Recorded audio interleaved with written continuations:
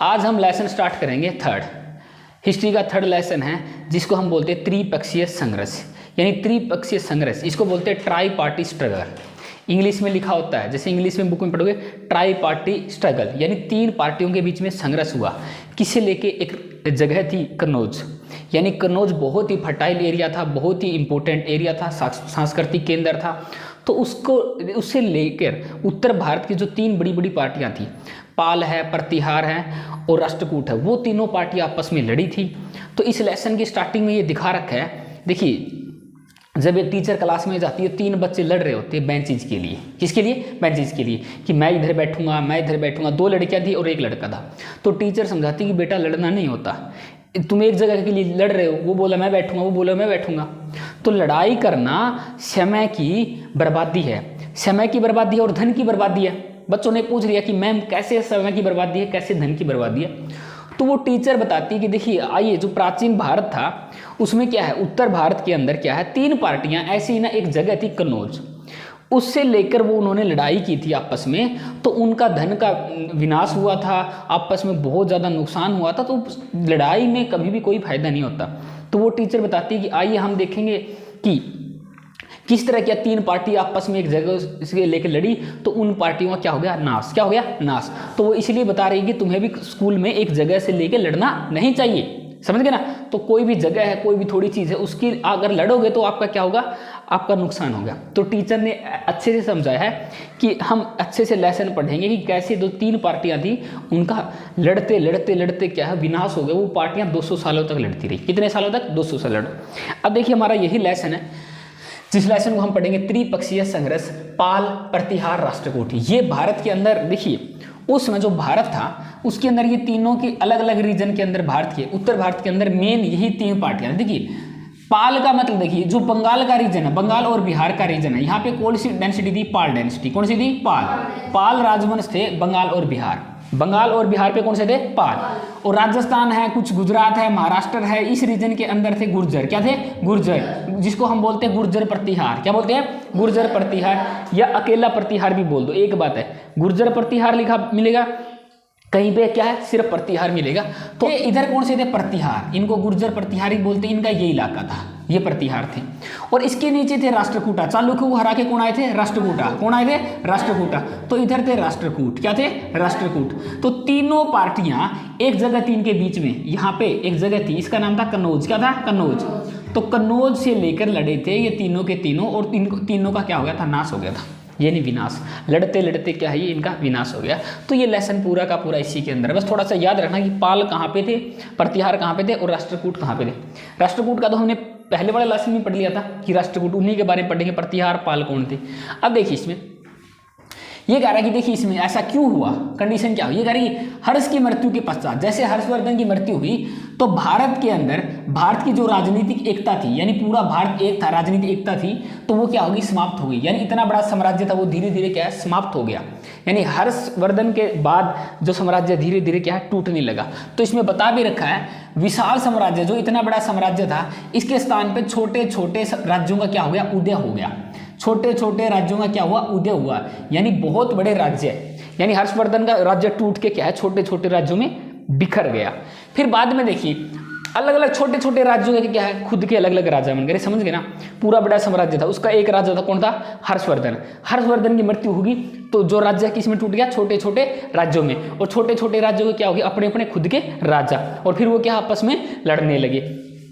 जैसे क्लास में ऐसे होता है, जैसे टीचर आता तो पूरी क्लास बन जाती है, जैसे टीचर क्लास से बाहर जाता तो आपस में सारे के सारे राजवंश लड़ने लगते, ये मेरा ये मेरा, समझे ना। क्लास से टीचर गया पूरा अंत तक मच जाता है, छोटे छोटे साम्राज्य सब अपने आप को इंडिपेंडेंट। देखिए क्लास में टीचर होता है ना, तो अपने आप को सारे इंडिपेंडेंट नहीं मानते, वो मानते कि टीचर की श्रोता मानते कि चुपचाप रहते हैं। जैसे टीचर बाहर जाता तो सारे के सारे क्या अपने आप को स्वतंत्र घोषित कर दिया। फिर देखिए क्या हुआ, कई शक्तियां ने अपना विशाल साम्राज्य स्थापित करने का प्रयास किया।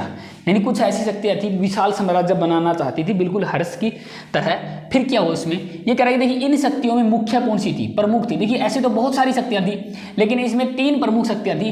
पहले थे पाल, फिर थे प्रतिहार, फिर थे राष्ट्रकूट। तो याद रखना, पाल, प्रतिहार, राष्ट्रकूट, PPT याद रखो, PPR, पाल, प्रतिहार, राष्ट्रकूट। पाल, प्रतिहार, राष्ट्रकूट। तो ये राजा थे, अलग अलग वंश के राजा थे, तो आइए इनके बारे में पढ़ेंगे। अब देखिए ये इसको बोलते हैं त्रिपक्षीय संघर्ष। ये क्या था, इसको ध्यान से देखना। देखिए कनौज पर, यानी एक जगह थी कनौज, कनौज पर अधिकार करने के लिए पाल, प्रतिहार, राष्ट्रकूट नामक 3 शक्तियों ने लगभग 200 वर्षों तक संघर्ष किया, जिसे हम त्रिपक्षीय संघर्ष कहते हैं। क्वेश्चन पूछ लेगा 1 या 2 नंबर का, त्रिपक्षीय संघर्ष किसे कहते हैं? कनौज पर अधिकार प्राप्त करने के लिए पाल, प्रतिहार, राष्ट्रकूट नामक 3 शक्तियों ने 200 वर्षों तक क्या किया? आपस में युद्ध किए, और इन युद्धों को हम क्या बोलते हैं? त्रिपक्षीय संघर्ष। क्या बोलते हैं? त्रिपक्षीय संघर्ष। अरे लड़ाई होगी रोड़ा, कितने सालों तक चला रोड़ा? 200 साल तक, 200 साल तक लड़ाई चली। कभी तो सोचोगे 1 दिन की 2 दिन का लड़ाई थी, 200 सालों तक युद्ध चलता रहा। ये इतना लंबा संघर्ष, सोच के देखिए 200 साल किसको कहते, कितनी 10 पीढ़ियां बीत जाती है 200 साल में। इतना लंबा संघर्ष चलता रहा, इतना खतरनाक ये संघर्ष था। अब देखिए इसमें यह बता रखे यह जो ये त्रिपक्षीय संघर्ष था तीनों के लिए विनाशकारी सिद्ध हुआ, तीनों का नाश हो गया। अरे तीनों लड़े, तीनों का क्या हो गया? विनाश हो गया। इतने अच्छे राजवंश थे, अपने एरिया पे राज कर रहे थे और अपना साम्राज्य बढ़ाने के लिए। देखिए इनको क्या जरूरत थी? अरे समझ गए ना, यहाँ पे पाल रूल कर रहे थे, प्रतिहार, राष्ट्रकूट, क्या जरूरत थी? लेकिन अपना साम्राज्य बढ़ाने के लिए, इसको मिलाने के लिए कभी वो अटैक कर रहा, कभी वो अटैक कर रहा, तीनों मर गए। सारे के सारे क्या गए? मारे गए। कहीं इनको आखिर में कुछ नहीं मिला, इनका क्या हो गया? विनाश हो गया। क्या हो गया? विनाश। ये सारे के सारा राज्य कमजोर हो गए, धन की हानि, पूरे भारत को यानी ये चीज का नुकसान उठाना पड़ा।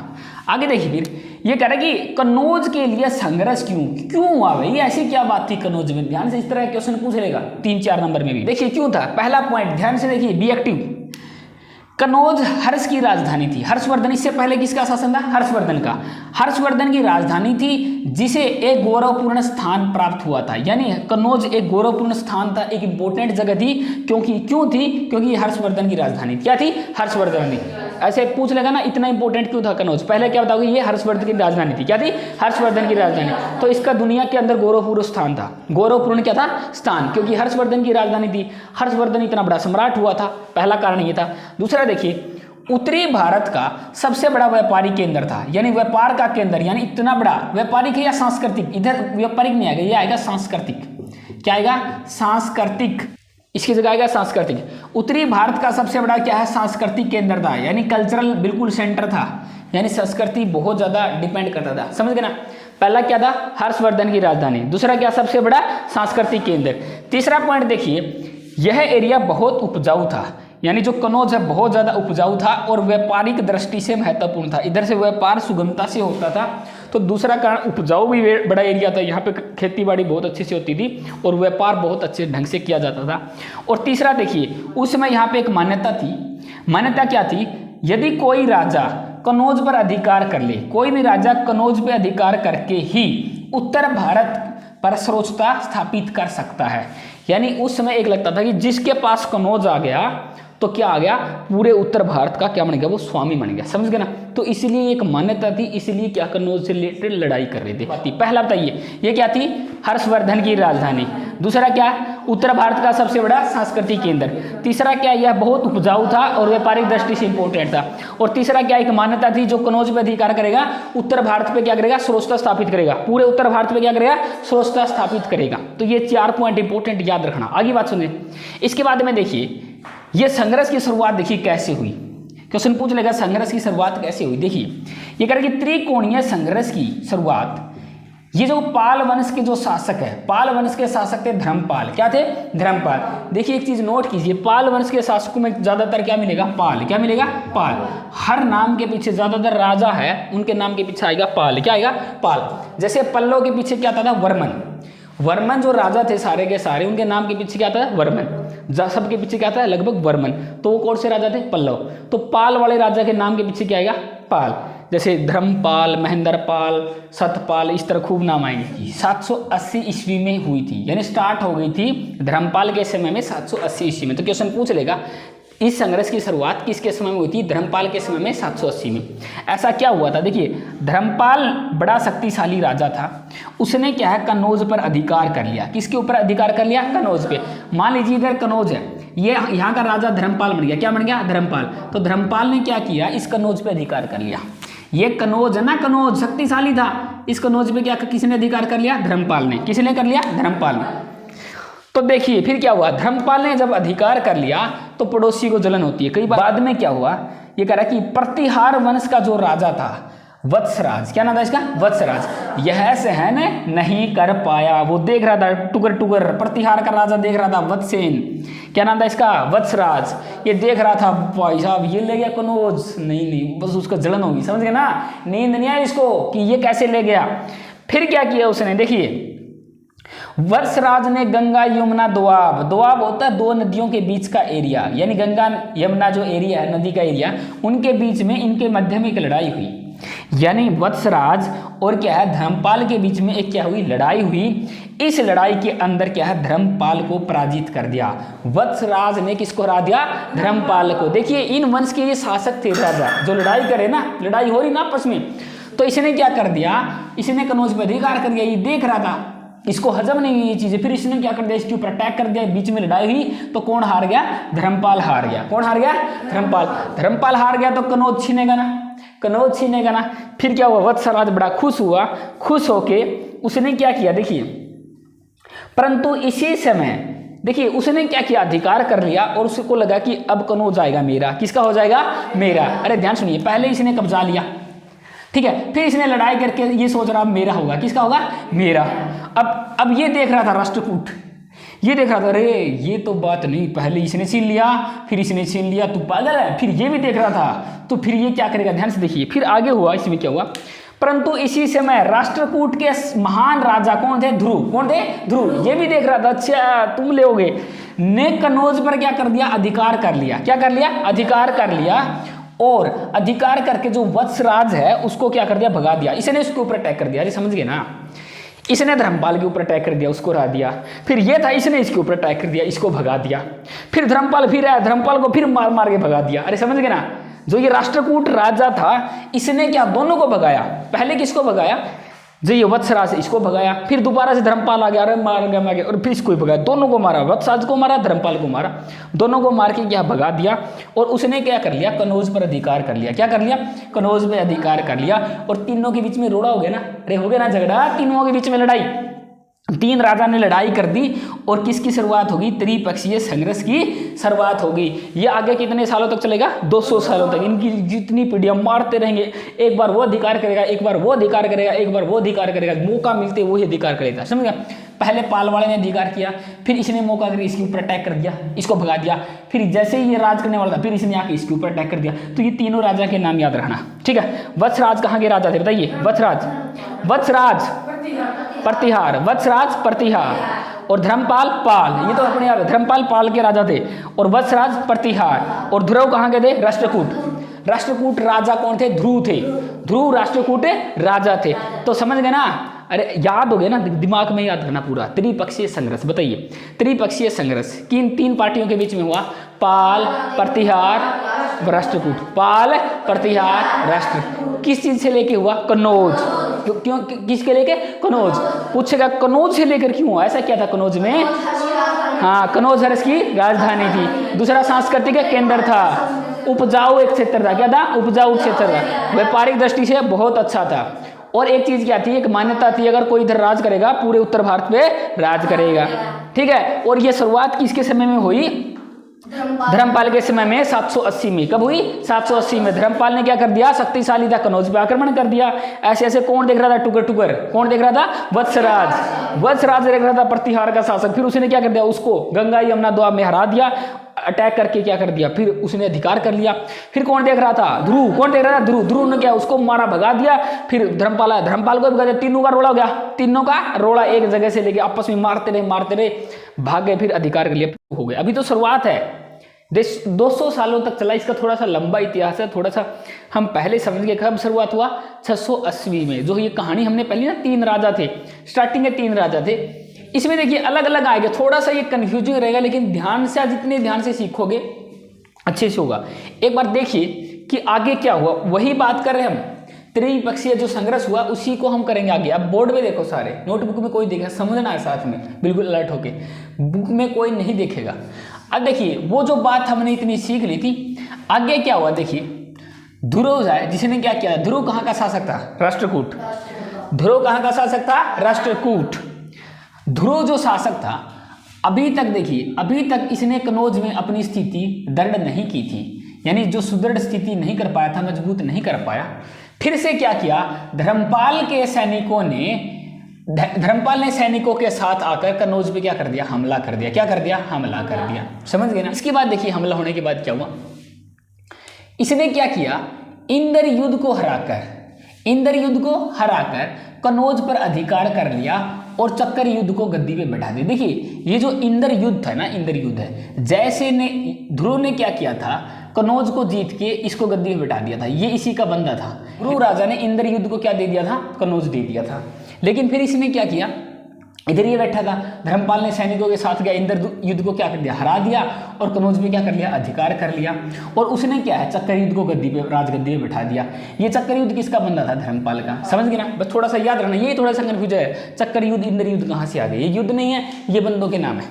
इन्होंने क्या किया, देखिए ये भी कई बार राजा होते ना, राजा अकेला जाके नहीं बैठता, राजा तो अपनी राजधानी में रहता है, लेकिन जैसे कोई चीज को आक्रमण करता है, कंट्रोल करता है, उसमें क्या किसी बंदे को बैठा लेता है, तू संभाल रही है अपनी है। आगे ना बात समझे। तो ध्रुव ने क्या इंद्र युद्ध को बैठाया था और इसी ने क्या है, चक्कर युद्ध को बैठा दिया। आगे बात समझे। फिर किसका रूल हो गया, यानी कहने का मतलब क्या, पाल शासक ने यहाँ पे राज कर लिया, कहाँ पे, कन्नौज के ऊपर। इसके बाद में देखिए क्या हुआ, फिर देखिए वत्सराज की मृत्यु के बाद में नागभट्ट द्वितीय प्रतिहार वंश का शासक बना। तो क्वेश्चन पूछेगा, वत्सराज की मृत्यु हो गई। वत्सराज कहाँ का राजा था, प्रतिहार का। कहाँ का था, प्रतिहार का राजा था वत्सराज। जैसे वत्सराज की मृत्यु हुई तो उसके बाद में शासक कौन बना था, नागभट्ट द्वितीय। कौन बना था, नागभट्ट द्वितीय। ये प्रतिहार की बात कर रहा। इसने क्या किया, देखिए फिर नागभट्ट द्वितीय ने, ये किसकी बात कर रहा, नागभट्ट द्वितीय की। जब नागभट्ट द्वितीय वो बना तो उसने क्या किया, चक्कर युद्ध को हराकर, चक्कर युद्ध किसका बंदा था, धर्मपाल का, ठीक है ना, उसको चक्कर युद्ध को हराकर कनौज में क्या कर लिया, इसने अधिकार कर लिया। फिर इधर कनौज में फिर किसका अधिकार आ गया, प्रतिहारों का। किसका आ गया, प्रतिहारों का। इसी कारण क्या है, धर्मपाल युद्ध के कारण क्या है, धर्मपाल को नागभट्ट के साथ क्या है, युद्ध करना पड़ा। और ये जगह थी जहां पे इनके बीच में युद्ध हुआ, मुंगेर। कहां पे है, मुंगेर पड़ती है बिहार के अंदर एक जगह है मुंगेर, वहां पे युद्ध करना पड़ा। और उसमें क्या हुआ, उनके बीच में क्या है, युद्ध हुए, दोनों के बीच में क्या है, युद्ध हुए। और उसमें क्या है, धर्मपाल की क्या है, पराजय हुई। धर्मपाल कौन, युद्ध के अंदर हार गया। आगे ना बात समझ में। यानी जैसे ही वत्सराज की मृत्यु के बाद नागभट्ट द्वितीय आ गया, प्रतिहार वंश का शासक, उसने देखा कि कौन है, कनौज को मैं छीनूंगा। वो गया, ये कनौज में कौन बैठा है, चक्रयुद्ध बैठा है, धर्मपाल का बंदा। उसने क्या कर दिया, इसको भगा दिया, हरा दिया युद्ध में। फिर मुंगेर में क्या, धर्मपाल की पराजय होगी, हार गया। बात समझे। फिर से कनौज किसके पास में चला गया, प्रतिहार के हवास में। कभी पाल के पास, कभी राष्ट्रकूट के पास, कभी प्रतिहार। देखिए राष्ट्रकूट शासक गोविंद तृतीय, ध्यान से सुनिए, अब राष्ट्रकूट आ गया। ये किसकी बात थी, प्रतिहार की। राष्ट्रकूट शासक गोविंद तृतीय जो ध्रुव का क्या था, उत्तराधिकारी था। ध्रुव राजा था, ध्रुव भी एक राजा था, उसका उत्तराधिकारी। उसके बाद में कौन आ गया, गोविंद तृतीय। कौन आ गया, गोविंद तृतीय। आगे ना बात समझ। अब राष्ट्रकूट पे आ जाओ बात। तो ये था, उसने क्या किया, नागभट्ट को हरा दिया और कनौज पे क्या कर लिया, अधिकार कर लिया। फिर किसके पास में आ गई, राष्ट्रकूट के पास में। अरे समझ रहे ना, स्टार्टिंग में किसके पास थी, पाल के पास में। फिर किसके हाथ में आई, प्रतिहार। फिर किसके हाथ में, राष्ट्रकूट के बाद में। फिर किसके पास में चलेगी वापसी, पाल के पास में। फिर किसके पास में आएगी, प्रतिहार के पास में। अब फिर किसके पास में आ गया, कनौज, राष्ट्रकूट के पास में। ऐसे घूम रहा है। बस याद रखिए, गोविंद तृतीय किसका उत्तराधिकारी था, ध्रुव का। किसका था, ध्रुव का। और ध्रुव पता है तुम्हें किसका राजा था, ये प्रतिहार का था या राष्ट्रकूट का। किसका था, राष्ट्रकूट का। फिर आगे देखिए, शीघ्र ही यानी जल्दी ही क्या किया, नागभट्ट द्वितीय, जो नागभट्ट द्वितीय थे। नागभट्ट द्वितीय कहाँ के थे, बताइए। नागभट्ट द्वितीय कहाँ के शासक थे, प्रतिहार के। नागभट्ट द्वितीय क्या थे, प्रतिहार के। नागभट्ट द्वितीय ने पुनः कनौज पर अधिकार कर दिया। फिर नागभट्ट द्वितीय ने फिर से कर दिया। अरे समझ रहे हो ना, तो ऐसे ही चल रही थी कहानी। फिर देखिए, नागभट्ट के दुर्बल उत्तराधिकारी रामभद्र, इसके समय में जो पाल वंश के शासक थे, देवपाल। कौन थे, देवपाल। यानी एक समय देखो, नागभट्ट का जो रूल था ना, नागभट्ट के बाद में उत्तराधिकारी आ गया रामभद्र कैसा था, कमजोर। कौन था, कमजोर। देखो इसमें इनका राज था यहाँ पे, ठीक है। नागभट्ट का क्या था, रूल था इधर। तो नागभट्ट का उत्तराधिकारी कमजोर आ गया। और इसके समय में पाल वंश का शासक शक्तिशाली था। क्या नाम था उसका, देवपाल। और देवपाल ने क्या कर लिया, कनौज पे क्या कर लिया, अधिकार कर लिया। इसने क्या है, कनौज पे क्या कर लिया, अधिकार कर लिया। फिर से किसका अधिकार हो गया, फिर से पाल वंश का। फिर देखिए, रामभद्र के बाद, अब रामभद्र के बाद मिहिर भोज प्रतिहार वंश का शासक बना। तो क्वेश्चन पूछेगा रामभद्र के बाद में कौन शासक बना? मिहिर भोज। कौन बना? मिहिर भोज। ये प्रतिहार वंश का शासक बना और ये सबसे शक्तिशाली शासक था। यानी प्रतिहार वंश का सबसे शक्तिशाली शासक कौन था? मिहिर भोज। कौन था? मिहिर भोज। क्वेश्चन आएगा प्रतिहार वंश का सबसे शक्तिशाली राजा कौन था? मिहिर भोज। याद रखना क्या था? मिहिर भोज। तो देखिए मिहिर भोज से एक टर्म याद कीजिए, जो मिहिर भोज था वो सबसे शक्तिशाली राजा था। कि प्रतिहार शासक का सबसे शक्तिशाली राजा मिहिर भोज। उससे पहले सारे के सारे क्या थे? उससे पहले वाले थोड़े अच्छे राजा थे, बाद वाले सारे के सारे क्या थे? कमजोर थे। समझ गए ना? मिहिर भोज को मान लो सबसे पावरफुल है, जैसे एक राजा है उसके बाद में मिहिर भोज बिल्कुल पावरफुल था। लेकिन जैसे ही मिहिर भोज की मृत्यु होती है धीरे धीरे क्या कमजोर शासक आएंगे। तो याद रखना ये सबसे शक्तिशाली शासक था। फिर उसने क्या किया? उसने क्या कर दिया? देवपाल को क्या है? कनौज से छीन लिया। ठीक है, देवपाल से क्या? कनौज को छीन लिया और अपनी राजधानी बना ली। फिर से किसके हाथों में चली गई? ये प्रतिहार के हाथों में। किसके? एक क्वेश्चन ये पूछेगा, ध्यान सुनिए। देखिए इतने लंबे समय में, अधिकतर समय में, ज्यादा समय में जो कनौज है ना, किसकी राजधानी बनी थी? प्रतिहार वंश की। किसकी बनी थी? प्रतिहार वंश की राजधानी। यानी मान लीजिए 200 साल में से, मान लो लगभग, आइडिया में बताता हूँ सिर्फ, मान लो कि 100 साल किसने राज किया? प्रतिहार ने। कितने किसने किया? प्रतिहार ने। उन्होंने थोड़ा थोड़ा समय राज किया। देखो प्रभाव तो दोनों का था, पाल का भी था, राष्ट्रकूट का, लेकिन ज्यादा प्रभाव किसका था? प्रतिहारों का। किसका था? प्रतिहार का। ये एक नंबर का क्वेश्चन पूछ लेगा कि जब कनौज के लिए अधिकतर समय किसकी राजधानी रही थी? कनौज प्रतिहार की। किसकी रही थी? प्रतिहार की। तो ये थोड़ी सी कहानी चली थी, बुक में है, 2-3 बार रीड करोगे अच्छे से तब लर्न हो जाएगी। 1-2 बार में कभी भी लर्न नहीं होती। यही तरीका है, एक बार लिखो, एक बार समझो, नोटबुक में लिखो, वीडियो देख लेना, बुक पढ़ो बार बार। जैसे जैसे नाम बार बार पढ़ोगे तभी चीज़ें इजी होती है, क्योंकि नाम है ना ऐसे है, पहले ये ज़्यादातर गिवन नहीं है। आगे ना बात समझ में? अरे आ गया। इसमें एक बार फिर से देखिए क्विक रीजन। हमने देखा ना उनके बीच में झगड़ा हो गया था, तो झगड़ा होने के बाद में ध्रुव ने क्या किया? कनौज पे क्या कर दिया? अपनी स्थिति को दृढ़ नहीं बनाया था, तो किसने अटैक कर दिया? धर्मपाल ने सैनिकों के साथ में अटैक कर दिया। तो इंद्र युद्ध को हरा के इसने किसको बैठा दिया? चक्र युद्ध को। फिर बाद में क्या हुआ? वत्सराज की मृत्यु के बाद में कौन आए? नागभट्ट तृतीय, वो शासक बना। उसने क्या? चक्र युद्ध को हरा के क्या कनौज पर अधिकार कर लिया। और धर्मपाल को क्या करना पड़ा? नागभट्ट के साथ में युद्ध करना पड़ा। कहाँ पे युद्ध हुआ? मुंगेर बिहार में। और वहां पे धर्मपाल की क्या होगी? पराजय होगी। उसके बाद में देखिए राष्ट्रकूट शासक गोविंद तृतीय, जो ध्रुव का क्या था? उत्तराधिकारी, उसने नागभट्ट को क्या है? हराया और कनौज पर अधिकार कर लिया। फिर सिगरी बाण जो नागभट्ट है द्वितीय, इन्होंने क्या है? कनौज पर वापसी अधिकार कर लिया। फिर नागभट्ट के दुर्बल उत्तराधिकारी कौन थे? रामभद्र। उसके समय में देवपाल ने भी क्या कर दिया? कनौज पर अधिकार कर लिया। रामभद्र के जो बाद कौन आए? मिहिर भोज। ये प्रतिहार वंश का सबसे शक्तिशाली शासक था। फिर इसने देवपाल को हरा के कनौज को पे अटैक कर दिया और अधिकतर समय पे राजधानी किसकी रही है? प्रतिहारों की। किसकी रही? प्रतिहारों की। अब हम देखिए 1 बाय 1 पढ़ेंगे अलग अलग वंश के बारे में। हमने पहले तो ये पढ़ा कि ये झगड़ा क्या था, समझ गए ना? पहले तो हमने पढ़ा कि ये झगड़ा क्या था। अब हम पढ़ेंगे अलग अलग वंश के राजाओं के बारे में, इन्होंने क्या क्या किया। देखिए स्टार्टिंग में सबसे पहले हम पढ़ेंगे पाल वंश के बारे में। किसके बारे में पढ़ेंगे? पाल वंश के। बस पाल वंश के बारे में थोड़ा सा ये याद रखा, ये पाल वंश भारत में कहाँ पर है। तो अगर मैप के थ्रू याद होगा तो कभी नहीं भूलेंगे। पाल वंश का जो एरिया भारत में, ये जो एरिया बंगाल और बिहार का, कौन सा है? बंगाल और बिहार का। तो यहाँ पे रूल करते थे पाल राजा। कौन करते थे? पाल। तो पाल जो रूलर है यहाँ पे रूल करते थे मेनली बंगाल और बिहार। मेनली क्या था? बंगाल और कुछ बिहार का एरिया। यहाँ के राजा कौन थे? पाल। कौन थे? पाल। अब देखिए पाल वंश के शासक, देखिए पाल वंश के शासकों ने बंगाल पर लगभग 400 वर्षों तक शासन किया। कितने वर्षों तक? 400 वर्ष। देखिए इसमें 3 क्वेश्चन बनेगा। पाल वंश के शासक, पाल वंश के शासक कहाँ पे रूल करते थे? बंगाल में। कहाँ पे? बंगाल में। इन्होंने कितने सालों तक रूल किया? 400 सालों तक। तो याद रखना 400 सालों तक इन्होंने क्या किया? रूल किया। फिर बाद में देखिए गोपाल है, गोपाल इस वंश का प्रथम शासक था। यानी जो प्रथम शासक कौन थे? गोपाल। क्या नाम था इसका? गोपाल। तो पाल वंश के पहले शासक कौन थे? गोपाल। और इन्होंने कितने सालों तक रूल किया? 400 सालों तक बंगाल के एरिया पे। फिर आगे देखिए 647 ईस्वी में शशांक की मृत्यु, राजा शशांक थे, उसकी मृत्यु के पश्चात में फैली अराजकता। अराजकता का मतलब होता है डिसऑर्डर। जैसे क्लास में टीचर चला जाता है बाहर तो क्लास में क्या बन जाता है, डिसऑर्डर। क्या बोलते हैं, डिसऑर्डर। कभी कोई कुछ करेगा, कोई कुछ गिराएगा तो उसको बोलते हैं अराजकता। यानी राजा अच्छा नहीं रहेगा तो समाज में क्या पैदा हो जाएगी, अराजकता। तो ये राजा की मृत्यु के बाद में समाज में क्या फैल गई थी, बंगाल में अराजकता। उसको समाप्त करके गोपाल ने क्या किया था, 650 ईस्वी में वह शासक बन गया था। आगे ना बात समझ। तो पाल वंश से रिलेटेड ये स्टार्टिंग में 2-3 याद रखना। इसके जो फाउंडर थे, इसके शासक थे गोपाल थे।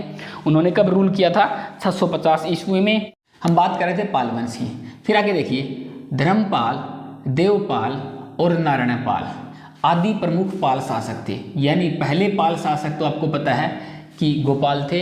गोपाल के बाद में धर्मपाल आए, फिर देवपाल आए और नारायणपाल आए। ये सारे के सारे यहाँ के प्रमुख शासक थे। तो देवपाल, धर्मपाल और नारायणपाल।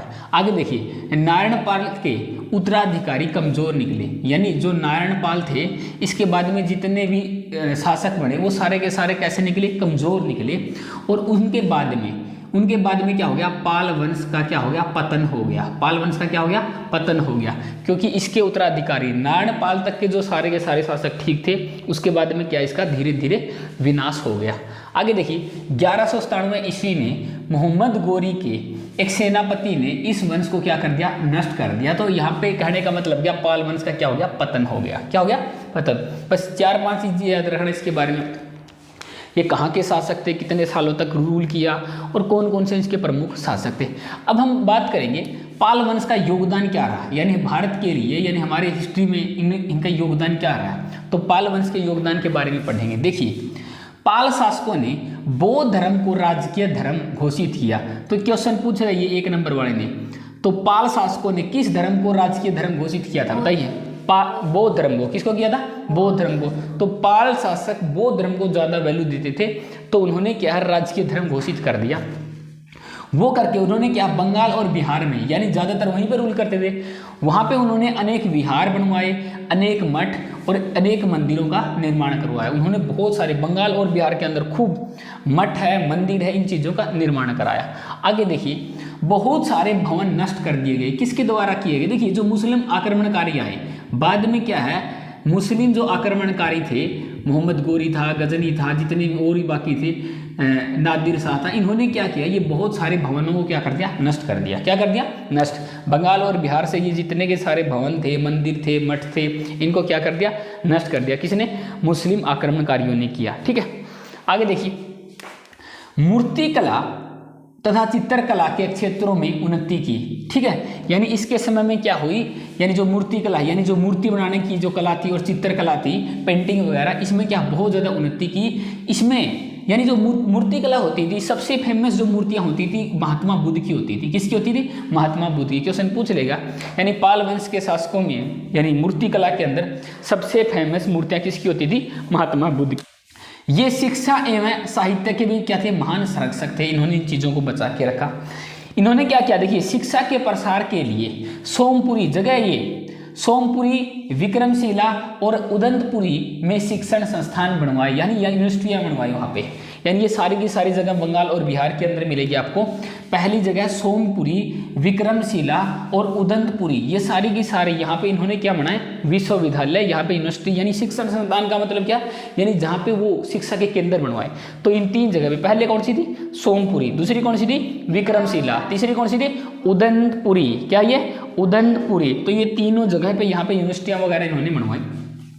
ठीक है, तो विक्रमशिला यूनिवर्सिटी बनवाई थी। तो क्वेश्चन पूछ लेगा, विक्रमशिला यूनिवर्सिटी किसने बनवाई थी, धर्मपाल ने। किसने बनवाई थी, धर्मपाल ने। तो उस समय धर्मपाल शासक थे। तो अलग अलग शासकों ने उदमपुरी में, सोमपुरी में, यहाँ पे बहुत ज़्यादा शिक्षण संस्थान बनाए थे। आगे देखिए, नालंदा विश्वविद्यालय, यानी नालंदा जो यूनिवर्सिटी है वो बिहार में है, को आर्थिक सहायता देके इन्होंने क्या किया, इसके सम्मान में और वृद्धि की। यानी इसको रिवाइव करवाया। रिवाइव का मतलब क्या, तो कोई चीज़, जैसे हमारे पास किसी के बच्चे के पास साइकिल है, वो लेके दोबारा उसको अच्छे से तैयार करें, ब्रेक वगैरह लगा के, समझिए ना। किसी ने घर ले लिया तो पेंटिंग वगैरह अच्छा सा बना लिया।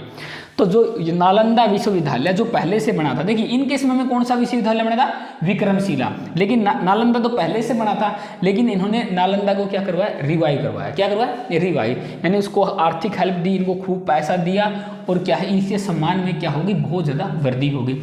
और नालंदा विश्वविद्यालय देखिए कितने अलग अलग यूनिवर्सिटियाँ हैं, कितना इन्होंने यानी बौद्ध धर्म का और अपने जो इंडिया की जो संस्कृति है इसका कितना फैलाव किया। आगे देखिए इन विश्वविद्यालयों ने यानी ये अलग अलग विक्रमशिला, नालंदा, उदयपुर ये यूनिवर्सिटी थी, इससे क्या है देश के अलावा यानी यहाँ पे देश के स्टूडेंट आते थे, यानी भारत के हर कोने से क्या है यहाँ पे अलग अलग एरिया से स्टूडेंट आते थे स्टडी के लिए। इनके अलावा क्या है चीन है, बर्मा, श्रीलंका, थाईलैंड तथा दक्षिण पूर्व एशिया यानी दक्षिण पूर्व एशिया के विद्यार्थी यहाँ पे क्या अध्ययन के लिए आते थे, यानी बहुत देशों से अध्ययन के लिए विद्यार्थी आते थे। उसमें भारत के अंदर बौद्ध धर्म का संस्कृति का केंद्र होता था। अगर किसी को बौद्ध धर्म के बारे में सीखनी है, शिक्षा लेनी है, तो वो सारे के सारे लोग कहाँ पे आते थे, भारत में। कहाँ पे आते थे, भारत में। भारत में इन पाल शासक थे, इन्होंने इतनी अच्छी यूनिवर्सिटी बना दी ताकि देख आज के समय में ज़्यादातर ऑस्ट्रेलिया जा रहा है, कोई जापान जा रहा है, कोई अमेरिका जा रहा है, तो उस समय ज़्यादातर लोग कहाँ पे आते थे, भारत में। कहाँ पे आते थे, भारत में। और भारत में ये यूनिवर्सिटी आती तो सारे के सारे स्टूडेंट ना यहाँ पे क्या लेने आते थे, शिक्षा प्राप्त करने आते थे। आगे देखिए इससे क्या हो गया, यानी देखिए बाहर से स्टूडेंट आ रहे थे, स्टूडेंट आके क्या कर रहे थे, अच्छी स्टडी कर रहे थे, और इससे जो भारतीय संस्कृति थी यानी इंडियन कल्चर है विदेशों में फैली। देखिए अच्छी यूनिवर्सिटी बनाई तो अच्छी स्टडी कर करके गए स्टूडेंट, और उन्होंने जो भारतीय कल्चर यानी इंडियन कल्चर को बाहर जाके विदेशों में फैला दिया। आगे देखिए क्या हुआ इसमें, देखिए इनके समय में क्या हुआ, संध्या करनंदी, इनका नाम है संध्या करनंदी, चकरपाणी, माधव तथा जिमूत वाहन जैसे प्रसिद्ध विद्वान थे। कोई क्वेश्चन पूछ लेगा, यानी जो पाल शासक है इनके समय में कौन कौन से महान विद्वान थे। संध्याकर्णी, क्या नाम इसका, संध्याकर्णी, चकरपाणी, माधव तथा जिमूत वाहन, क्या नाम है इसका, जिमूत वाहन, क्या नाम है इसका, जिमूत वाहन। ये सारे के सारे क्या थे, फेमस विद्वान थे। ये सारे के सारे इधर क्या थे, विद्वान थे। अब इनसे रिलेटेड बहुत सारे क्वेश्चन आएंगे। इन्होंने कौन कौन सी बुक लिखी, इन्होंने क्या लिखे थे, महान ग्रंथ लिखे थे। क्या लिखे थे, ग्रंथ। पहला जो राइटर था संध्याकरनंदी, संध्याकरनंदी ने जो ग्रंथ लिखा उसका नाम था रामचरित। क्या नाम था, रामचरित। तो क्वेश्चन पूछेगा रामचरित ग्रंथ किसने लिखा था, संध्याकरनंदी। क्या नाम इसका, संध्याकरनंदी। संध्याकरनंदी ने कौन सा ग्रंथ लिखा था, रामचरित। क्या नाम था इसका, रामचरित। फिर आगे देखिए चकरपाणी, चकरपाणी ये क्या थे, विद्वान थे। इन्होंने क्या किया था, चक्रदूत ग्रंथ लिखा था। क्या लिखा था, चक्रदूत। तो क्वेश्चन याद रखो, चक्कर से चक्कर, चक्रपाणी ने क्या लिखा, चक्रदूत। चक्रपाणी ने क्या लिखा, चक्रदूत। क्वेश्चन पूछ लेगा चक्रदूत ग्रंथ किसने लिखा, चक्रपाणी ने। किसने लिखा, चक्रपाणी ने। चक्रपाणी नाम है विद्वान का, और चक्रदूत किसका नाम है, ग्रंथ का। किसका नाम है, ग्रंथ का। तो चक्रपाणी ने चक्रदूत, संध्याकरनंदी ने रामचरित, संध्याकरनंदी ने रामचरित। ऐसे याद रखो, संध्या में किसका नाम लेना चाहिए, राम का। संध्या में किसका नाम लेना चाहिए, राम का। तो थोड़ा सा लिंक बनेगा ना तो याद हो जाएगा। संध्याकरनंदी ने क्या लिखी, रामचरितमानस, और चक्रपाणी ने चक्रदूत। फिर आगे देखिए माधव ने ग्रंथ लिखा था, इसका नाम था रोग निदान। क्या नाम था, रोग निदान। तो माधव ने क्या कर दिया, रोग का निदान कर दिया, यानी इस तरह का ग्रंथ लिखा। तो रोग निदान नामक ग्रंथ किसने लिखा था, माधव ने। किसने लिखा था, माधव ने। जिमूत वाहन ये भी विद्वान थे, इन्होंने क्या है, दो ग्रंथ लिखे थे, याद रखना। जिमूत वाहन ने पहला लिखा था कला विवेक। क्या नाम है इसका, कला विवेक। और दूसरा लिखा था व्यवहार मात्रक। क्या लिखा था, व्यवहार मात्रक। तो कला विवेक, व्यवहार मात्रक, कला विवेक और व्यवहार मात्रक किसने लिखे थे, जिमूत वाहन। जिमूत वाहन ने दो ग्रंथ लिखे थे। पहला ग्रंथ का नाम कला विवेक, दूसरे का व्यवहार मात्रक। क्या नाम था, व्यवहार मात्रक। अब हम बात करेंगे गुर्जर प्रतिहार की, यानी ये शासक कहाँ के थे, इन्होंने क्या किया। देखिए गुर्जर प्रतिहार, प्रतिहार वंश के गणना राजपूत के प्रसिद्ध वंशों में की जाती है, यानी ये राजपूत राजा ही थे। यानी पर देखिए राजस्थान के गुर्जर कबीलों से ये संबंध रखते थे। ये जो प्रतिहार थे राजस्थान के किससे संबंध रखते थे, गुर्जर कबीलों से, यानी गुर्जर कबीले से इनका संबंध था, तो इनको क्या बोला गया, इसीलिए इनको क्या बोला गया, गुर्जर प्रतिहार। क्या बोला गया इनको, गुर्जर प्रतिहार। क्या बोला गया, गुर्जर प्रतिहार। आगे देखिए चंद बरदाई, देखिए ये एक विद्वान थे, चंद बरदाई। ये पृथ्वीराज चौहान क्या थे, पृथ्वीराज चौहान के दरबारी कवि थे। क्या थे ये, दरबारी कवि। क्वेश्चन पूछ लेगा कौन थे ये, चंद बरदाई कौन थे, पृथ्वीराज चौहान के दरबारी कवि। उसके अनुसार उन्होंने क्या कहा, इनकी उत्पत्ति अग्निकुंड से हुई है। कहाँ से हुई है, अग्निकुंड से। किसकी, प्रतिहारों की। ये दो तीन बातें बस याद रखना। अब इनमें देखिए गुर्जर जो प्रतिहार है इनकी अलग अलग शाखाएं हैं, इनकी तीन शाखाएं हैं। गुर्जर प्रतिहार की कितनी शाखाएं हैं? 3 शाखाएं हैं। तो पहली शाखा देखिए, इनकी जो प्रथम शाखा है वो भरगू कच्छ, कहाँ ये भरगू कच्छ पड़ता है भड़ोज में, कहाँ पे भड़ोज में, यानी गुजरात वाले रीजन में भरगू कच्छ, तो भड़ोज में। द्वितीय शाखा है मंडोर, कहाँ पे मंडोर, मंडोर कहाँ पे है राजस्थान में। और तृतीय शाखा कहाँ पे है उज्जैन में, उज्जैन कहाँ पड़ता है मध्य प्रदेश, कहाँ पड़ता है मध्य प्रदेश। तो इनकी जो 3 शाखा है तो याद रखना, पहली शाखा कौन सी है भरगू कच्छ, दूसरी कौन सी है मंडोर, तीसरी कौन सी है उज्जैन। पहली कौन सी है भरगू कच्छ, दूसरी मंडोर, तीसरी उज्जैन। पहली भरगू कच्छ, दूसरी मंडोर, तीसरी उज्जैन। तो अब देखिए इनके जो प्रमुख शासक थे उन्होंने क्या क्या किया, इनके बारे में पढ़िए। देखिए नागभट्ट प्रथम, उज्जैन में इन्होंने क्या किया, गुर्जर प्रतिहार बनने की स्थापना की। क्वेश्चन पूछ लेगा गुर्जर प्रतिहार के प्रथम शासक कौन थे, नागभट्ट प्रथम। क्या थे, नागभट्ट प्रथम। तो इसने उज्जैन में क्या है इस वंश की स्थापना की, प्रतिहार वंश की। वत्सराज नागभट्ट द्वितीय, रामभद्र, मिहिर भोज प्रथम, ये महान शासक हुए। ये सारे के सारे क्या हुए, महान शासक।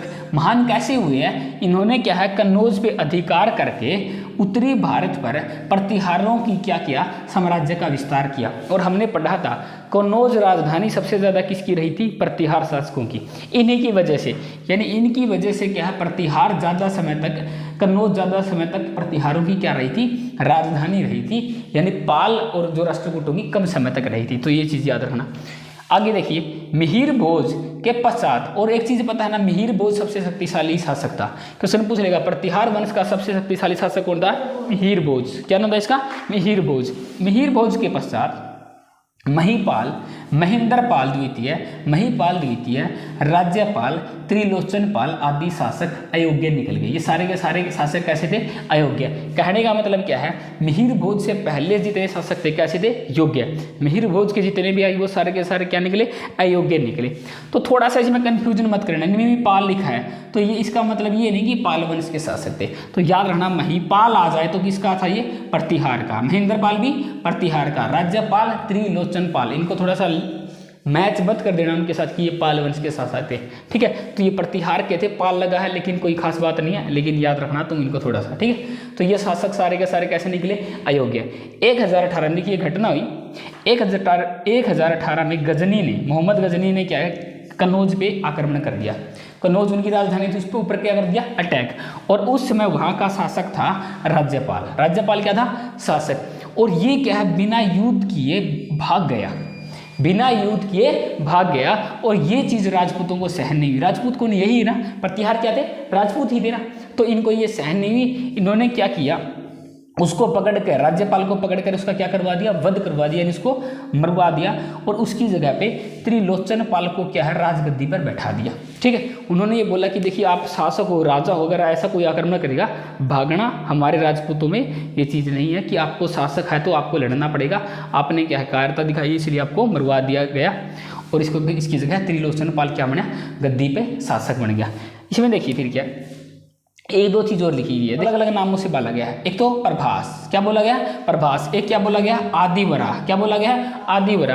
तो क्वेश्चन पूछ लेगा, यानी मिहिर भोज को प्रभास किस अभिलेख में बोला गया, दौलतपुर अभिलेख में। दौलतपुर अभिलेख के अंदर मिहिर भोज को क्या बोला गया, प्रभास। और ग्वालियर अभिलेख में इसको क्या बोला गया, आदिवरा। क्या बोला गया, आदिवरा। तो क्वेश्चन ऐसे पूछ लेगा, मिहिर भोज को आदिवरा किस अभिलेख में बोला गया, ग्वालियर में। और प्रभास किस में बोला गया, अपना दौलतपुर अभिलेख के अंदर। इसको इन नामों से पुकारा गया। क्यों बोला गया, क्योंकि ये बहुत शक्तिशाली राजा था। सबसे शक्तिशाली राजा कौन था, मिहिर भोज। तो इसको अभिलेखों में क्या अलग अलग नामों से पुकारा गया। आगे देखिए, ये जो शासक थे सारे के सारे प्रतिहार, कला, वास्तुकला और साहित्य के क्या थे, ये महान संरक्षक थे।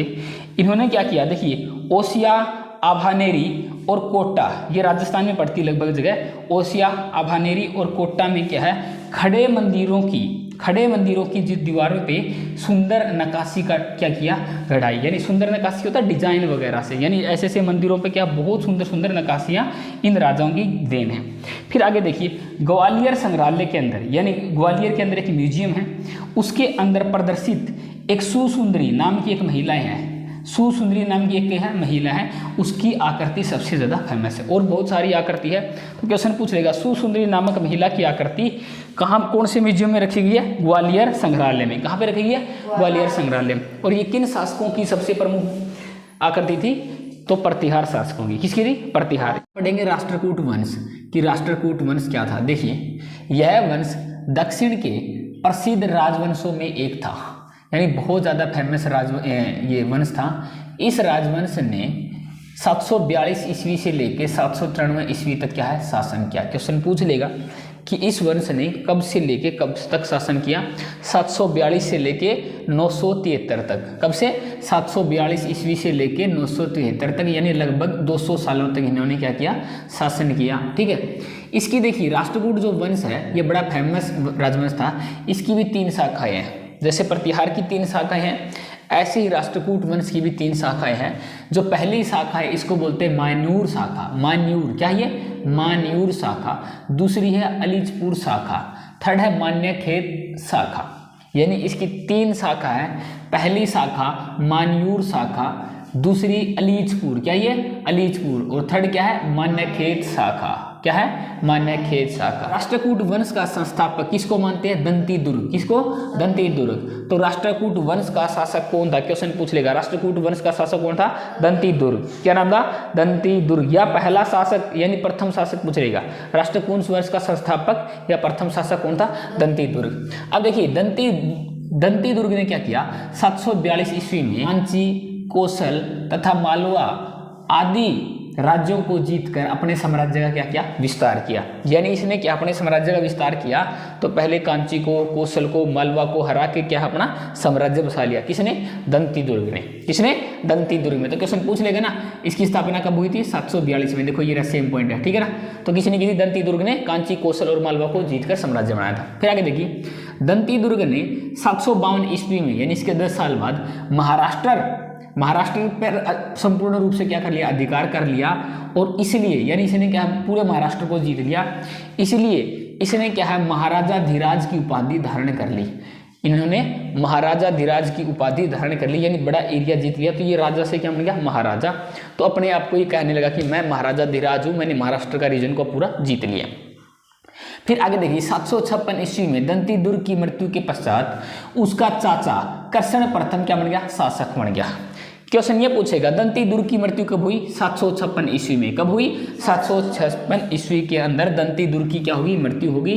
और जैसे ही वो मरा उसके पश्चात उसका जो चाचा थे, उसके चाचा का नाम क्या था? कर्षण प्रथम। क्या नाम था? कर्षण प्रथम। दंतीदुर्ग के चाचा का नाम कर्षण प्रथम। वो क्या बन गया? शासक बन गया। जैसे उसकी डेथ हुई उसके आगे देखिए कर्षण प्रथम ने क्या किया? चालुक्य शक्ति को पूर्ण रूप से क्या कर दिया? दमन कर दिया। यानी जो चालुक्य थे, चालुक्यों क्या कर दिया? धीरे धीरे पूरी तरह से दबा दिया। समझ गए ना। चालुक्यों को करके कौन आए थे? राष्ट्रकूट आए थे। अरे समझो ना, हमने स्टार्टिंग में पढ़ा था चालुक्य। चालुक्यों को हरा के कौन आए? राष्ट्रकूट। राष्ट्रकूट को हरा के फिर से कौन आते हैं? चालुक्य। वही चीज है। तो इसने क्या किया था? चालुक्य शक्ति को पूर्ण रूप से इनका दमन कर दिया था। गंग शासक को पराजित करके, यानी गंग के शासक को पराजित करके उसके क्षेत्रों पे अधिकार कर लिया। किसने अधिकार कर लिया? कर्षण प्रथम ने। किसने कर लिया? कर्षण प्रथम ने। पहले चालुक्यों की शक्तियों को बिल्कुल पूर्ण रूप से इसे दमन कर दिया, फिर गंग शासक को पराजित करके उसके क्षेत्रों पे क्या कर लिया? अधिकार कर लिया। उसके बाद में देखिए विजेता के साथ साथ वह भवन निर्माता भी था, यानी भवन का निर्माण भी करवाता था खूब। ठीक है, तो भवन निर्माता था।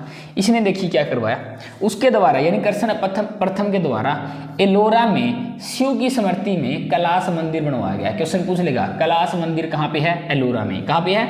एलोरा में। कैलाश मंदिर कहाँ पे है? एलोरा में। और ये किसने बनाया था? कैलाश मंदिर किसने बनवाया था? कर्षण प्रथम ने। किसने बनवाया था? कर्षण प्रथम ने। कैलाश मंदिर किसने बनवाया था? कर्षण प्रथम ने। कैलाश मंदिर कहाँ पे है? एलोरा में। और ये किसकी स्मृति में बनाया गया है? शिव की स्मृति में। आगे ना बात समझें, तो भवन निर्माता था। आगे देखिए 773 ईस्वी में कर्षण प्रथम की मृत्यु के पश्चात, अब क्वेश्चन पूछ लिया कर्षण प्रथम की मृत्यु कब हुई? 773 में। इसकी मृत्यु के पश्चात में उसका जो पुत्र है गोविंद द्वितीय, वो क्या बन गया? शासक बन गया। क्या बन गया? शासक बन गया। तो कर्षण प्रथम का पुत्र कौन था? गोविंद द्वितीय। क्या नाम था? गोविंद द्वितीय। क्वेश्चन कैसे पूछ लेगा? गोविंद द्वितीय के फादर का नाम क्या था? कर्षण प्रथम। क्या नाम था इसका? कर्षण प्रथम। अब देखिए गोविंद द्वितीय नाम वो क्या था? बहुत अयोग्य शासक था, यानी वो शासक क्या था? योग्य नहीं था, वो अयोग्य शासक था। तो उसके छोटे भाई ने किसने? ध्रुव ने उसको क्या कर दिया? सिंहासन से उतार दिया, यानी उसको बोला कि तू राजा के लायक नहीं है, और समय को क्या है? राजा घोषित कर दिया। आगे ना बात समझ में, यानी जैसे ही कृष्ण प्रथम की मृत्यु हुई तो उसका पुत्र कौन बना, शासक गोविंद द्वितीय, क्योंकि बड़ा जो बेटा होता है ना वो क्या बनता है, राजा बनता है। क्या बनता है, राजा। तो नियम के अकॉर्डिंग क्या है, गोविंद द्वितीय को राजा बनना था, लेकिन ये क्या था, अनेबल था, यानी इस काम के लिए अयोग्य था। इसका जो छोटा भाई था ध्रुव, वो बोला कि तेरे से नहीं संभलेगा, तो मैं क्या बन जाता हूँ, राजा। उसको क्या सिंहासन से उतार दिया। फिर उसके बाद में राजा कौन बन जाता है, ध्रुव। कौन बन जाता है, ध्रुव। तो अब राजा ध्रुव के बारे में हम पढ़ेंगे, जो राष्ट्रकूट शासक थे। देखिए ध्रुव बहुत ही एक महान शासक हुआ, इसके बारे में देखिए। ध्रुव ने गद्दी पे बैठते ही राष्ट्रकूटों के लिए एक नए युग अध्याय की शुरुआत हो गई, यानी उसने दक्षिण के गंग, पल्लव, मालवा, इधर ही मालवा लिख दिया, वेंगी इधर आएगा, इधर क्या आएगा, वेंगी कर लो, इधर आएगा वेंगी, इसको करेक्ट करो, ठीक है। उसने क्या किया, दक्षिण के गंग, पल्लव, वेंगी तथा मालवा राज्यों को पराजित करके उसके जो प्रदेश है उन पे क्या कर लिया, अधिकार कर लिया, ठीक है। तो ये किसने किया, ध्रुव राजा ने किया। फिर देखिए उसने जो प्रतिहार शासक थे वत्सराज, कौन थे, वत्सराज, जो कनौज की लड़ाई चल रही थी तीनों के लिए, प्रतिहार का शासक वत्सराज था, और पाल शासक थे धर्मपाल, कौन थे, धर्मपाल, उनको भी पराजित कर दिया, ठीक है। और कनौज पे क्या किया था, अधिकार। तो वही चीजें चल रही है, तो उनको भी हराया था, वत्सराज को और धर्मपाल को। तो ये कह रहा है कि ध्रुव ना निसंदेह भारत के महान शासकों में एक था, जिसके समय में राष्ट्रकूटों ने अपना जो सम्मान है और गौरव क्या किया, प्राप्त किया। यानी ये बहुत ज़्यादा ही फेमस राजा था। किसका, ये राष्ट्रकूट का। किसका, राष्ट्रकूट। आगे देखिए अन्य महान शासक, गोविंद तृतीय, अमोघ वर्ष, कृष्ण तृतीय, इंद्र तृतीय आदि थे, ठीक है। इंद्र तृतीय ने 915 से लेकर 927 ईस्वी तक क्या किया, शासन किया।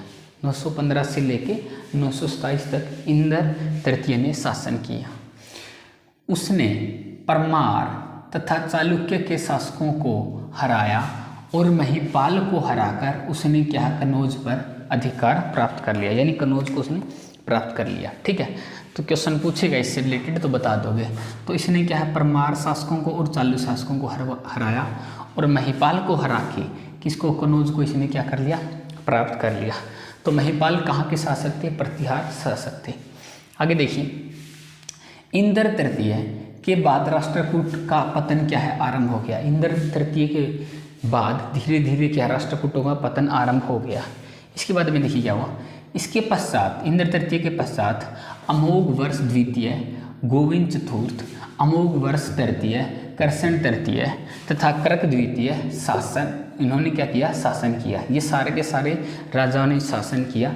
इसमें कौन थे फेमस, अमोघ वर्ष द्वितीय, गोविंद चतुर्थ, अमोघ वर्ष तृतीय, कृष्ण द्वितीय और कर्क द्वितीय थे, ठीक है। आगे देखिए कृष्ण द्वितीय अंतिम शासक था, तो कर्क द्वितीय अंतिम शासक था, ये चीज़ का हमें पता चल गया। उसने क्या किया, चालुक्य जो शासक थे दैल द्वितीय, यानी जो चालुक्य शासक थे दैल द्वितीय ने पराजित करके राष्ट्रकूट वंश का अंत कर दिया। यानी दैल द्वितीय ने क्या किया, जो चालुक्य शासक थे उसने क्या कर दिया, कर्क द्वितीय को क्या करा दिया, हरा दिया, एक युद्ध में हरा दिया और धीरे धीरे राष्ट्रकूट वंश का क्या हो गया, अंत हो गया। और उसके बाद में उधर चालुक्य वंश आ गया। आगे देखिए हम अब बात करेंगे शासन व्यवस्था कि राष्ट्रकूटों की शासन व्यवस्था कैसी थी। इसमें देखिए राजा ही सबसे बड़ी पावर होती थी, यानी सबसे शक्तिशाली राजा ही होता था। तो राजा के क्या क्या कार्य होते थे, इसमें देखिए जो राजा है आपको पता है कि राजपद क्या होता था, वंशानुगत होता था, यानी वंश के अकॉर्डिंग बनता था। उसका बेटा अपने आप ऐसे राजा बनते जाते थे था। कभी कभी उत्तराधिकारी जो होता था उसको नज़रअंदाज करके योग्य व्यक्ति को शासक बना दिया जाता था। यानी कई बार ऐसा लगता था कि कोई व्यक्ति रूल करने योग्य नहीं है तो उसकी जगह पे क्या है, अलग व्यक्ति को शासक बना दिया जाता था। वह बड़ी बड़ी उपाधियां धारण करता था, जैसे कि परम भट्टारक है, महाराजा धीराज है, इस तरह की उपाधियां धारण करता था जो राजा होता था। और राजा के जो राज्यसभा में सामंत भी होते थे, कवि भी होते थे, मंत्री होते थे, ज्योतिष होते थे, और ये नियमित रूप से सारे के सारे प्रेजेंट रहते थे, ठीक है। तो इसमें इनके साथ में सारे के सारे सामंत है, कवि है, मंत्री है, ये सारे के सारे मिलते थे। अब देखिए इसमें युवराज, राष्ट्रकूट शासक अपने जीवन काल में ही शासक नियुक्त कर देते थे। वो क्या कर देते थे, शासक नियुक्त कर देते थे। वह पिता के शासन कार्यों में क्या करता था, सहायता करता था। देखिए जो राजा होता था उस समय, तो आने वाले समय में क्या है, कौन शासक बनेगा, कौन राजा बनेगा, तो उसको बोलते थे युवराज। क्या बोलते थे, युवराज, कि आने वाले समय में ये शासक बनेगा। तो उसको पहले ही उसका नाम वो बता देते थे, और वो क्या है, उनके जो फादर हैं उसके जो शासन कार्यों में उनकी हेल्प करता था। आगे देखिए मंत्रिपरिषद। शासन को सुचारू रूप से चलाने के लिए मंत्रिपरिषद का गठन किया जाता था। एक पूरा मंत्रिपरिषद होता था, ग्रुप ऑफ मिनिस्टर, यानी इसमें बहुत सारे मंत्री होते थे। इसमें क्या होता था, अधिकांश जो मंत्री ना सैनिक पदाधिकारी होते थे, यानी सेना के जो बड़े बड़े पदों पर उनको रखा जाता था। ठीक है, तो उनको साथ में सेना की ट्रेनिंग भी जरूरी होती थी, तो ये सेना के जो हेड होते थे। आगे देखिए राज व्यवस्था कैसी थी। राष्ट्रकूटों ने अपने नियंत्रण वाले क्षेत्रों को अनेक प्रांतों में यानी राष्ट्रों में बांट दिया था। राष्ट्रों को ही प्रांत बोलते थे, उनमें बांट देते थे, और आगे जाके प्रांतों या राष्ट्रों को विषयों में यानी जिलों में बांट देते थे, और उनको आगे जाके भुक्ति यानी तहसीलों में बांटते थे। आगे जाके ग्राम सबसे छोटी इकाई होती थी, और सेम ऐसा जैसे पहले हमने पढ़ा, तो सेम ऐसे ऐसे उनको आगे बांटे जाता था और शासन व्यवस्था अच्छे ढंग से चलाई जाती थी। अब हम देखते हैं साहित्य एवं कला का विकास, यानी राष्ट्रकूटों ने अपने साहित्य और कला का विकास कैसे किया था। देखिए राष्ट्रकूट शासक कला एवं साहित्य के महान संरक्षक थे, यानी इनको बहुत ज़्यादा वैल्यूज देते थे। उन्होंने अनेक मंदिरों का निर्माण करवाया था। राष्ट्रकूट शासकों ने बहुत सारे मंदिरों का निर्माण करवाया था। एलोरा के अंदर, देखिए एलोरा एक जगह है, वहाँ पे एक मंदिर है, उसका नाम है कैलाश मंदिर, वो बहुत ज़्यादा फेमस है। यानी एलोरा के अंदर कैलाश मंदिर बहुत ज़्यादा फेमस है, और उसको क्या किया था, यह मंदिर ना एकल चट्टान को काट कर बनाया गया था। यानी एक चट्टान थी, उसको काट के क्या है पूरा का पूरा एक मंदिर बना दिया। तो ये बहुत ज़्यादा देखने के लायक है, कभी मौका मिले तो देखने चाहिए, या गूगल पे जाके इसकी सर्च कर सकते, इसको देख सकते हो। तो ये कैलाश मंदिर है। आगे देखिए एलिफेंटा की गुफाओं का निर्माण भी इनके समय में करवाया गया था। तो एलिफेंटा की जो गुफा है राष्ट्रकूट शासकों ने बनवाई थी। इन्होंने क्या अपने दरबार में बहुत सारे वैज्ञानिकों को संरक्षण दिया था, यानी विद्वानों को, वैज्ञानिक ने, इन्होंने अपने दरबार में बहुत सारे विद्वानों को संरक्षण दिया था। संरक्षण में क्या है, देखिए अमोघ वर्ष समय एक क्या था, विद्वान था। अमोघ वर्ष जो राजा था खुद क्या था, एक विद्वान था, जिसने कवि राजमार्ग ग्रंथ लिखा था। कवि राजमार्ग ग्रंथ किसने लिखा था, अमोघ वर्ष, वो खुद राजा था, खुद ने क्या कर दिया, ये ग्रंथ लिखा। और ये ग्रंथ किस भाषा में लिखा था, कन्नड़ भाषा। पूछ लिखा कवि राजमार्ग ग्रंथ किस भाषा में लिखा हुआ, कन्नड़ भाषा में। और ये कृति किसकी है, किसने लिखा, ये अमोघ वर्ष ने। फिर आगे देखिए जीनसेन ने राष्ट्रकूटों को संरक्षण में आदि पुराण और हरिवंश पुराण आदि ग्रंथ लिखे। इसके दो ग्रंथ है, आदि पुराण और हरिवंश पुराण। ये किसने लिखे थे, जीनसेन ने। जीनसेन ने दो ग्रंथ लिखे थे, आदि पुराण और हरिवंश पुराण। आदि पुराण और हरिवंश पुराण। आगे देखिए महावीर आचार्य द्वारा रचित गणित सार संग्रह। महावीर आचार्य ने कौन सा लिखा, गणित सार संग्रह। संकटयान ने लिखा अमोघ वर्ष वृत्ति, और विक्रम भट्ट ने लिखा नल चंपू। क्या लिखा, नल चंपू। ये क्या थे, फेमस उस समय के लिखित ग्रंथ थे, ये सारे के सारे ग्रंथ थे। तो ध्यान से देखिए विक्रम भट्ट ने लिखा नल चंपू, संकटयान ने अमोघ वर्ष वृत्ति, महावीर आचार्य ने गणित सार संग्रह। तो क्वेश्चन पूछेगा नल चंपू किसने लिखा, विक्रम भट्ट ने, अमोघ वर्ष वृत्ति संकटयान ने, और गणित संग्रह, गणित सार संग्रह महावीर आचार्य द्वारा। ये सारे के सारे उस समय लिखे गए फेमस ग्रंथ थे। आगे देखिए उस समय के विख्यात विद्वानों में पंपा, पोन्ना और रन्ना थे। यानी ये उस समय के फेमस विद्वान थे। ये कन्नड़ काव्य के 3 रत्न माने जाते हैं। क्वेश्चन पूछेगा कन्नड़ काव्य के 3 रत्न कौन माने जाते हैं, पंपा, पोन्ना और रन्ना। क्या नाम इनका, पंपा, पोन्ना और रन्ना। फिर आगे देखिए त्रिपक्षीय जो संघर्ष है इसका रिजल्ट क्या रहा है। इसमें देखिए जो राष्ट्रकूट है इनकी जगह कौन आ गए, चालुक्य आ गए। प्रतिहार की जगह क्या हो गया, प्रतिहार यानी छोटे छोटे राज्यों में टूट गया। और बंगाल के अंदर जो पाल डायनेस्टी है इसकी जगह पे सेन डायनेस्टी आ गई। और तीनों के तीनों राजवंशों का क्या हो गया, पतन हो गया, यानी इनका विनाश हो गया। तो इसलिए हमें बच्चों को ये समझना चाहिए कि युद्ध करने से, लड़ाई झगड़ने से कुछ नहीं मिलता। जैसे स्टार्टिंग लेसन के स्टार्टिंग में दिखा रखा है कि 3 बच्चे डैश लेकर झगड़ रहे थे, तो टीचर ने बताया कि देखिए इतने इतने बड़े राजवंश लड़े हैं तो उनको लड़ाइयों में कुछ नहीं मिला, तो हम तो बहुत छोटे हैं, हमें क्या मिलेगा।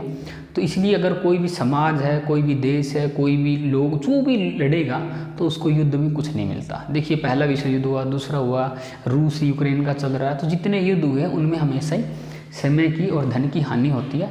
तो इसलिए हमें ये शिक्षा लेनी चाहिए, तो हमें कभी लड़ना नहीं चाहिए। जो भी बातें होती है उसका ना बिल्कुल आराम से बैठ के सॉल्यूशन करना चाहिए। लड़ाई किसी चीज़ का सॉल्यूशन